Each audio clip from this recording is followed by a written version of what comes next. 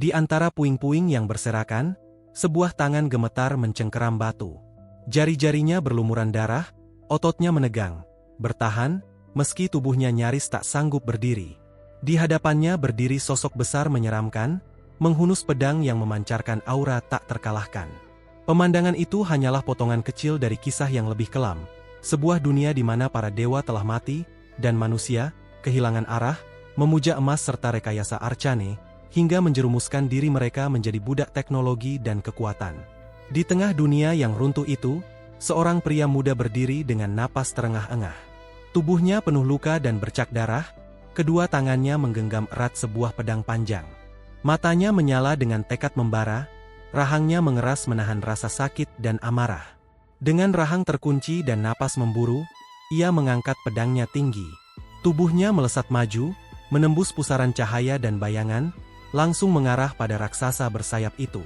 Raungannya menggema, bercampur dengan dentuman petir yang merobek langit. Ledakan dahsyat membuncah, menelan seluruh kota dalam semburat cahaya menyilaukan. Tubuhnya terpental tak berdaya, terangkat ke udara, pedang terlepas dari genggaman, sementara dunia di sekelilingnya hancur menjadi debu. Dengan ekspresi penuh kesal, seorang gamer memandang layar yang memancarkan kesenjangan antara pemain berduit dan pemain gratisan. Gimana mau menang kalau semua keunggulan dibeli dengan uang? Geramnya pelan. Ia adalah Kim Joon-soo, mahasiswa berusia 22 tahun, karakter utama dari kisah ini. Adegan kembali ke dalam permainan. Kim masih menahan rasa sakit, duduk menatap lawan di hadapannya. Lawan itu menyeringai, memuji Kim sebagai pemain gratisan yang punya skill. Tapi sejak awal, ia hanya menggunakan mode auto. Di tengah pertarungan, lawan itu melayangkan serangan terakhir. Kim tak mampu melawan. Kekesalan yang terpancar dari wajah Kim akhirnya meledak dalam teriakan, "Sungguh, ini tidak adil." Setelah menghabiskan 10.000 jam di dalam permainan, ia merasa seperti orang bodoh, menyesali waktu yang dihabiskan untuk game yang ia anggap sampah.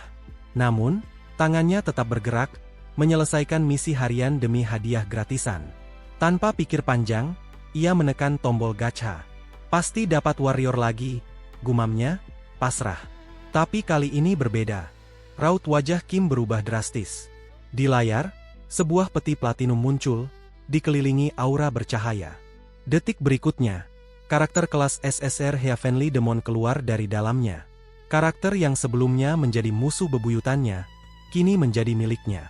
Dengan peluang yang sangat kecil dari gacha gratisan, itu nyaris mustahil. Tanpa peduli keramaian kota, Kim melompat dan menari kegirangan, meluapkan kebahagiaan yang tak bisa ia tahan. Dunia nyata menghilang, digantikan oleh kemenangan digital yang begitu manis. Kim berniat meningkatkan level Heavenly Demon, tentu saja dengan cara cepat. Seperti di kebanyakan game, ia mengorbankan karakter-karakter yang telah ia kumpulkan, menjadikannya poin pengalaman demi memperkuat sang karakter langka.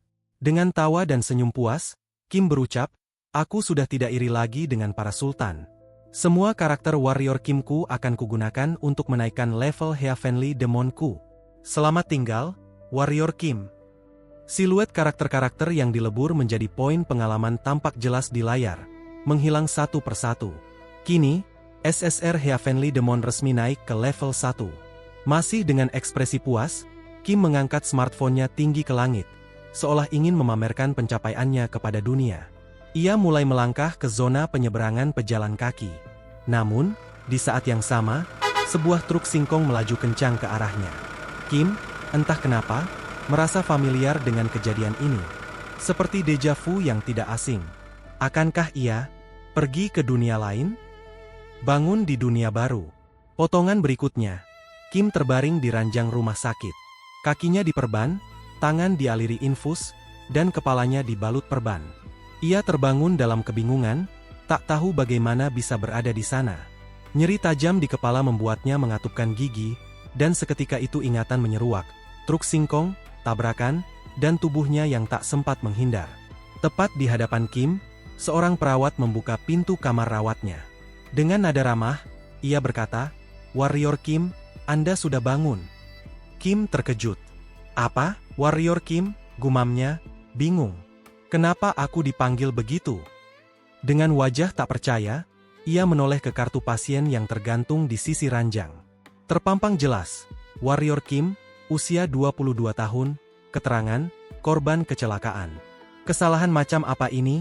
Bisiknya. Rasa bersalah mulai merayap saat ia teringat semua karakter Warrior Kim yang ia korbankan demi poin pengalaman Heavenly Demon. Apakah ini semacam karma digital? Saat ia mencoba menapakkan kaki ke lantai, jeritan kesakitan pun pecah. Perawat langsung bergegas, mengingatkan, Warrior Kim belum boleh bergerak. Masih dengan ekspresi kesakitan, Kim mendengar suara dokter yang berkata, "Anda ditabrak truk singkong. Tapi Anda cukup beruntung, masih hidup. Sekarang kita perlu melakukan beberapa tes, MRI dan penglihatan magic." Kim tersentak. "Magic apa?" ucapnya refleks. Benaknya langsung dipenuhi pertanyaan. Warrior Kim? Magic? Apa sebenarnya yang sedang terjadi? Kenapa semuanya terdengar seperti dunia game yang ia kenal? Sementara itu, di ruang resepsionis, seorang petugas menghitung biaya perawatan, ruang gawat darurat, fasilitas, CT scan, X-ray, dan berbagai layanan lainnya. Totalnya, 22.300.000 won. Kim menatap angka itu dengan wajah terperangah. 4 hari dirawat, dan harus bayar 22 juta won? Rasanya seperti ditabrak truk untuk kedua kalinya. Seorang gadis dari bagian resepsionis berkata datar, "Anda tidak memiliki asuransi. Jadi, semua biaya harus Anda tanggung sendiri." Kim mengerutkan kening, kesal. Warga Korea seharusnya punya asuransi kesehatan nasional, seperti BPJS. Gadis itu menggeleng pelan, sedikit bingung. Kesehatan nasional? Apa itu? Ia melanjutkan, "Yang kami terima hanya asuransi Legion atau Magic Tower." Kim terdiam. Kata-kata itu, Legion, Magic Tower, mengguncang ingatannya. Itu adalah 2 dari 4 faksi utama dalam game Arcane Soul. Matanya membelalak. Dunia ini, bukan Korea biasa. Ia mulai mengingat latar belakang game itu.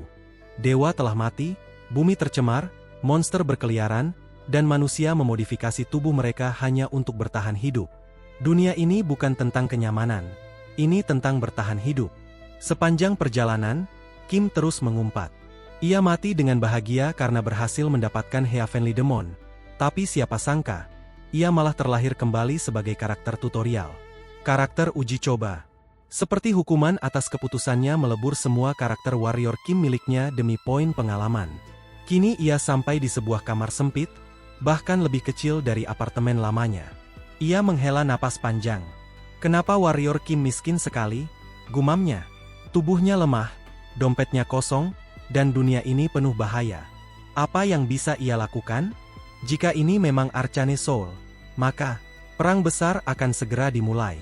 Keretakan dimensi dan kemunculan kembali para dewa telah mengubah tempat ini menjadi neraka. Kim terbaring diam, pikirannya dipenuhi strategi dan kemungkinan. Dalam keheningan itu, sebuah ide melintas. Di genggamannya kini terdapat benda menyerupai pena. Dengan ekspresi penuh keyakinan, Kim menancapkan benda itu ke tangan kirinya. Rasa sakit langsung menjalar, namun ia menahan dengan tekad bulat. Suara erangan keras terdengar saat benda itu dicabut. Seketika, tangan Kim diselimuti aura hijau yang berkilau seperti proses regenerasi. Luka yang menganga perlahan menutup, dan tangannya kembali pulih. Kim menyeringai, tak menyangka eksperimen itu berhasil. Trait pertama yang ia aktifkan adalah Wound Recovery.